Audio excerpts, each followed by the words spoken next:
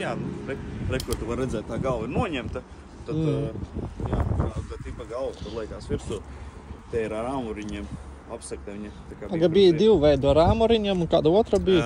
Galvas ir ļoti daudz. Ir gan zāģu galvas, gan ar āmuriņiem, gan mazajiem āmuriņiem, gariem āmuriņiem. Nu, viss, kas nepieciešams. Varam arī uzlikt ar ķēžu galvu. Īstenībā tās ķēžu galvas, viņas pat ir ļoti populāras, tāpēc, ka eksploatācijas vērtas nocērt to ķēri, un līdz ar to viņu ātri var nomainīt.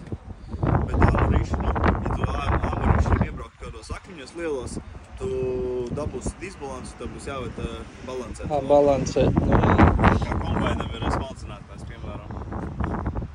Uz cik metriem viņa ir? Šitā ir konkrētā 6,5 metri. Lielākais ir 9 metrīgi. Lielu traktoru vajag, lai viņu pieņems? Nē, ir mums arī, piemēram, Latvijas valsts mežā strādā ar 120 sirgu traktoriem. Tā kā galvenais, lai traktoram būtu tā masa. Šo sagregātus skatās vairāk pēc traktora svara, lai traktori negāst. Nu, negāst, protams. Jo jūgāras prasības tur nav, lielas hidraulikas arī nav, jo viss piedzinās no jūgāras.